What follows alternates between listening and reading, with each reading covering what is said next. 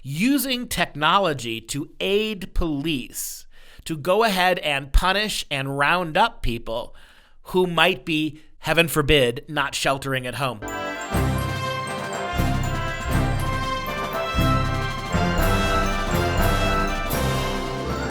I'm Dr. Duke, and this is Constitution Corner.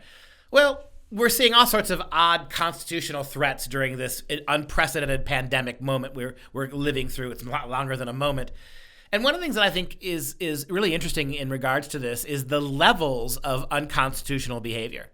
It's one thing to talk about, we've talked about on the show, just talked about it with Christian Gomez for an interview that we did this week, about how governors and mayors of cities, not even the federal government, are participating in the restraining of civil liberties, constitutional rights, where you've got some cases in the case of Georgia, where the Georgia governor wants to go ahead and begin opening more of the state of Georgia. And you've got mayors now, actual mayors of cities, saying, you know what? As the mayor of my city, I don't think it's time. I don't believe it's time now. So you've got actually mayors standing athwart what governors are doing and upholding unconstitutional restrictions against American people. And then we've got, beyond that, one more level of this. We're talking about how the police are using technology to enforce things that aren't even laws, right? Prescriptions by government leaders, regulations, suggestions. We haven't had enough discussion about this. To what degree are these things even enforceably legal? We have a number of police officers across the country who have, and sheriffs who have come out and said, and I think wisely said, that certain aspects of all of this we're not going to enforce. We are not going to radically hinder people's liberty. We're not going to arrest people if we find them by themselves out of doors. We're not going to, thoroughly or wholeheartedly prosecute cases or seek opportunities to make examples of people who are violating this. But on the other hand, other side of the coin, you've got horrible stories of police officers arresting young mothers in front of their children. And I want to go one step further with this. Now we're using it's not just using the police now to enforce unconstitutional laws and regulations, not even laws, regulations and suggestions, using technology to aid police to go ahead and punish and round up people who might be, heaven forbid, not sheltering at home. Using drones, right? Using drones now to hover over cities, to track people down, to locate people who are outside so the police can come and round them up. This is a whole new level of the surveillance state.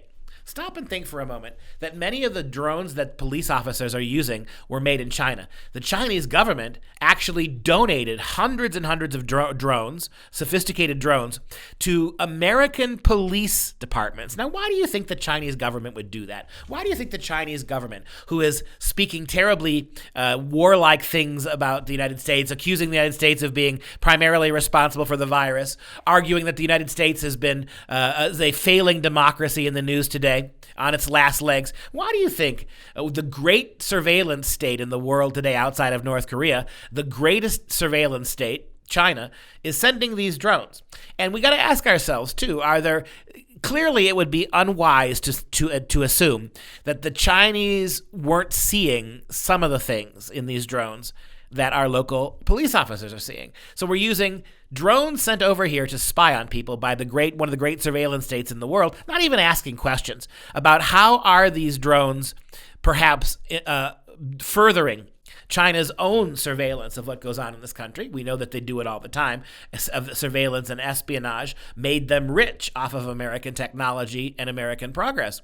But think about this. You have American police officers who are actually using these overseas drones to locate people, and these drones now are able to convey messages as if through a bullhorn. So you've got drones lecturing people from 40, 50, 50, 60 feet in the air about how you've got to get indoors, right? This reminds me of the great panopticon of Foucault, right? Foucault's panopticon, the idea that we're going to get someday to a state where there is this roving eye. Think of the Lord of the Rings, the great eye of Sauron, right? The idea that sooner or later we would live in a global panopticon world where you were constantly being watched 24/7. Think about on these CCT cameras that you have on the streets in Europe, right? Where every street is monitored, everybody walking up and down the street, cameras everywhere, every aspect of public life is being watched by some somebody on a camera or can be accessed. And now you've got these drones. It even gets worse. You have a company called Dragonfly, Draganfly. It's actually a North American company, and they are in the process, even as we speak, of creating what they call the pandemic drone. Drones that can hover high in the sky, and if you happen to be out of your house, they can take your temperature from the sky. They can determine whether or not you have a fever. They can monitor if you are coughing or sniffling or wiping your nose.